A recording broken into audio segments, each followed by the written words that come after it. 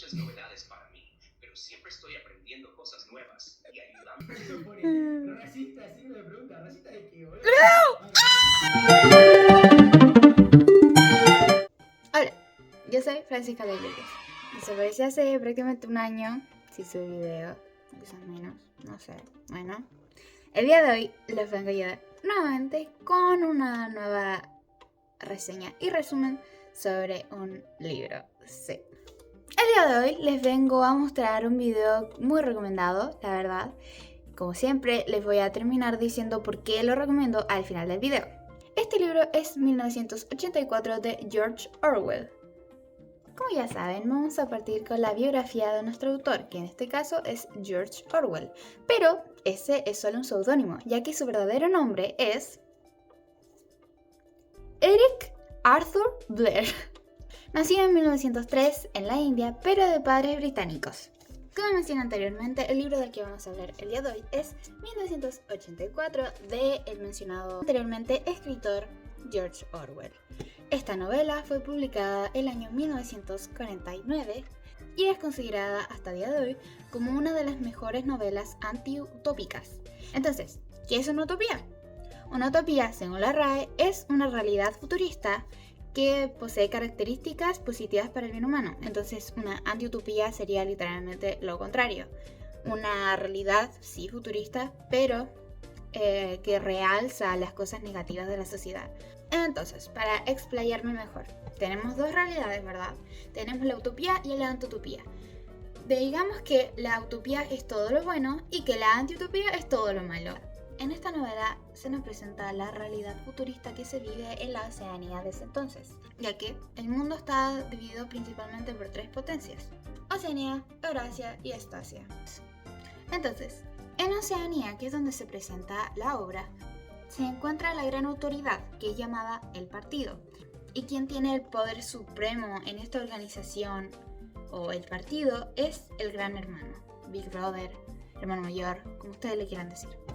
La cara de este gran hermano se presenta en todas partes, en las monedas, en las calles, en carteles, en todos lados. Además de que todos, literalmente todos los rincones de la ciudad e incluso las casas de los ciudadanos estaban llenas de cámaras. Entonces, tenemos como personajes principales a Winston Smith, que trabaja en el Ministerio de la Verdad y su función es modificar la historia según le piden los mandamases. Existían rumores muy cerrados que decían que podía llegar a existir una organización que estuviera en contra de los ideales de este partido, pero se quedaba en eso, en rumores. Esta organización era llamada la Hermandad Secreta. Como les comenté anteriormente, nuestro protagonista trabajaba en el Ministerio de la Verdad, en el que de vez en cuando le hacían una actividad en el que se dedicaban a insultar a los que habían traicionado a el partido. Entre ellos se encontraba Emanuel Goldstein. Para estos momentos, debo mencionar que nuestro protagonista no está para nada de acuerdo con los ideales que presenta el partido, sino está totalmente en desacuerdo. Pero claro, los tienen vigilados a todos, entonces él no puede llegar y decir como, oh sí, yo opino esto, porque existían muchas desapariciones y también asesinatos de parte del mismo partido. Entonces, lo que él tenía asegurado en su cabeza era que no podía ser descuidado con sus palabras o con sus acciones, así que tenía que tener mucho cuidado. De vez en cuando él buscaba con las miradas algo que le indicara que no era el único que pensara de esa manera. Volviendo al tema de antes, en estas reuniones de odio, nuestro protagonista se da cuenta de que encontró una de esas miradas que tanto estaba buscando. El señor al que Smith consideraba su cómplice era llamado Brian, miembro también del partido. Pero Smith no estaba completamente seguro sobre si era realmente su aliado. Aparte de estos minutos de odio, reuniones de odio, existían también unas semanas del odio, que se hacían una vez al mes, o sea, una semana por cada mes, en la que se hacían ejecuciones públicas, y en una de estas semanas del odio es donde se logran ver por primera vez Julia y Smith. Smith, recuerden que es nuestro protagonista. Julia es un personaje nuevo que tendrá mucha importancia en nuestro video. La primera impresión de Smith hacia Julia fue que era una fiel seguidora hacia el partido. Al parecer, esta chica, Julia, también trabajaba en el ministerio. En una ocasión, Julia y Smith chocan, en donde se le cae una nota en la que dice "te quiero". De esa nota, en medio de un encuentro en el comedor, concretaron una cita, lejos de los micrófonos y de las cámaras.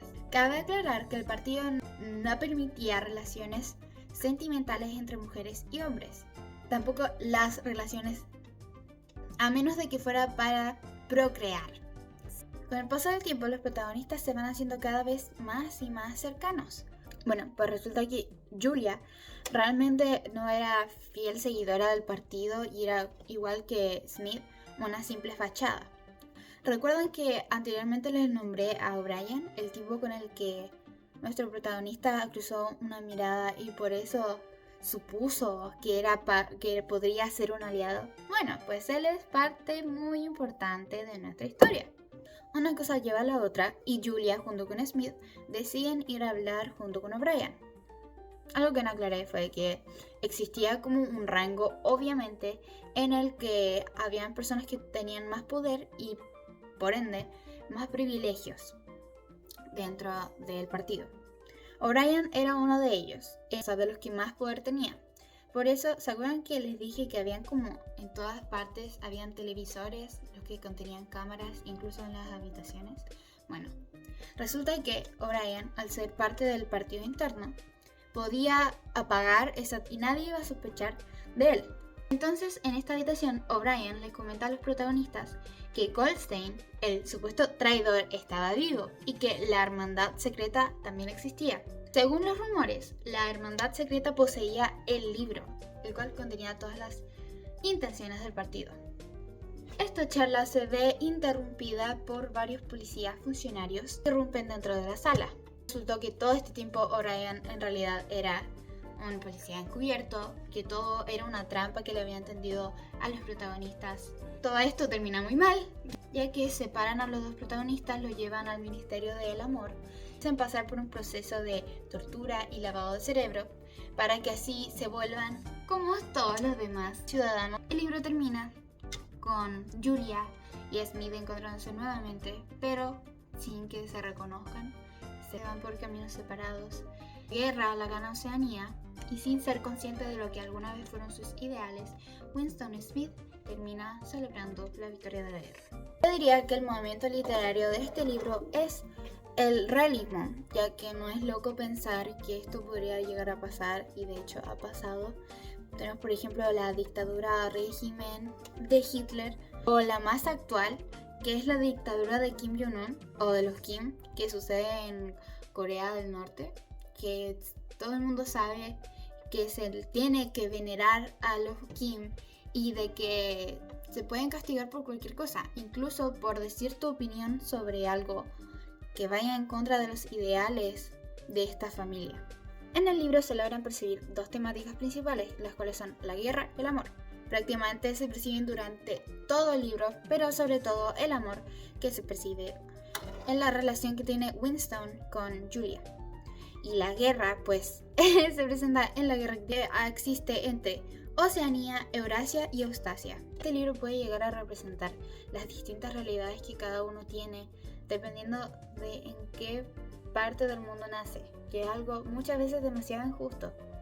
Uno puede tener una realidad más libre que otra solo por el hecho de nacer en un país, y que realmente tu situación muchas veces no depende 100% de ti, sino más de el contexto en el que tú vives y te crías y existes, simplemente porque la gente que está al mando quiere poder.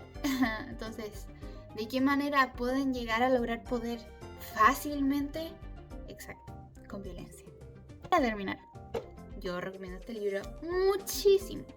Lo consideraría de literatura, no sé si literatura clásica, pero sí de esos libros que son obligatorios de leer si es que te gusta leer. Más allá de poder ayudar a las personas con el resumen, si es que se entendió algo, mi objetivo acá es lograr que se interesen por él y de que puedan, no sé, lograr de alguna manera hacer que ustedes expandan su conocimiento a través de los libros. Debo advertir que este libro, al menos a mí, se me hizo difícil de leer. No es porque, o sea, es relativamente largo para los que no están acostumbrados a leer tanto. Tiene 287 páginas. Sí, 287 páginas. Yo la verdad lo encontré duro, pero más que por la extensión del libro fue por el contenido que tenía, porque se me hizo bastante duro ver que aunque sea ficción, es algo que existió, no al mismo calibre, pero existió. O que existe el régimen, como mencioné antes, de Corea del Norte, que se hace pasar como algo que no es y que mucha gente sufre solo por personas que quieren tener el control total y de que no les gusta o no soportan, no tienen la capacidad de soportar que hay personas que no van a estar de acuerdo con ellos. Bueno, pido perdón de antemano si no se entendió algo. Si tienen dudas, déjenlo en la cajita de comentarios. Recuerden seguirme en mis redes sociales. Sin nada más que comentar.